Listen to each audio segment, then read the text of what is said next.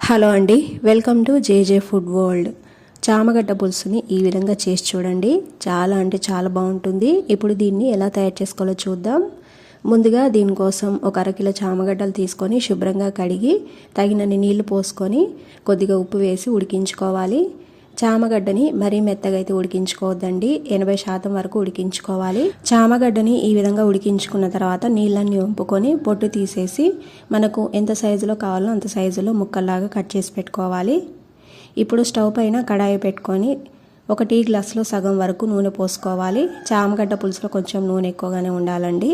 నూనె కొద్దిగా వేడైన తర్వాత కొద్దిగా ఆవాలు, అలాగే కచ్చపచ్చగా దంచుకున్న వెల్లుల్లి ఒక 10, ఒక హాఫ్ టీ స్పూన్ జీలకర్ర, 3 లేదా 4 పచ్చిమిర్చి చీలికలు, 2 ఎండుమిర్చి వేసుకొని కొద్దిగా ఫ్రై చేసుకోవాలి. ఇలా ఫ్రై చేసుకున్న తర్వాత దీంట్లో ఒకటి మీడియం సైజ్ ఉల్లిగడ్డని కట్ చేసి వేసుకోవాలి. అలాగే కొంచెం కరివేపాకు వేసి ఉల్లిపాయని మంచి రంగు వచ్చే వరకు అయితే వేయించుకోవాలి. ఈ విధంగా వేయించుకున్నాక దీంట్లో హాఫ్ టీ స్పూన్ పసుపు, 1 టీ స్పూన్ అల్లం వెల్లుల్లి పేస్ట్ వేసుకొని పచ్చివాసన పోయే వరకు వేయించుకోవాలి. ఇలా వేయించుకున్నాక దీంట్లో పులుసుకు సరిపడ కారం, అలాగే హాఫ్ టీ స్పూన్ ఉప్పు వేసుకోవాలి. ఇలా వేసుకున్నాక ఉడికించి పెట్టుకున్న చామగడ్డలు వేసి ఒకసారి కలుపుకొని 1/2 నిమిషం పాటు సిమ్లో ఉడికించుకోవాలి. ఇలా ఉడికించుకున్నాక ఇప్పుడు దీంట్లో మనం ముందుగానే చింతపండు నానబెట్టి ఆ రసం అయితే దీంట్లోకి వేసుకోవాలండి. మన పులుపుకు సరిపడ వేసుకోవాలి. ఇలా వేసుకున్నాక దీంట్లోకి సరిపడ నీళ్లు కూడా కలుపుకోవాలి. చారు చిక్కగా కావాలో పలుచగా కావాలో దాన్ని బట్టి నీళ్ళు అయితే పోసుకోవాలి.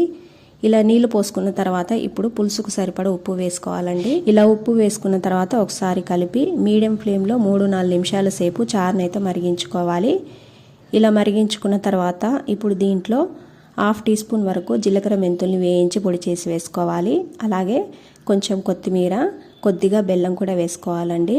పులుపు కానీ కారం కానీ ఎక్కువగా ఉంటే బ్యాలెన్స్ చేస్తుంది ఇది. ఇలా వేసుకున్న తర్వాత మరొక 2 నిమిషాల సేపు మీడియం ఫ్లేమ్లో ఉడికించుకోవాలి.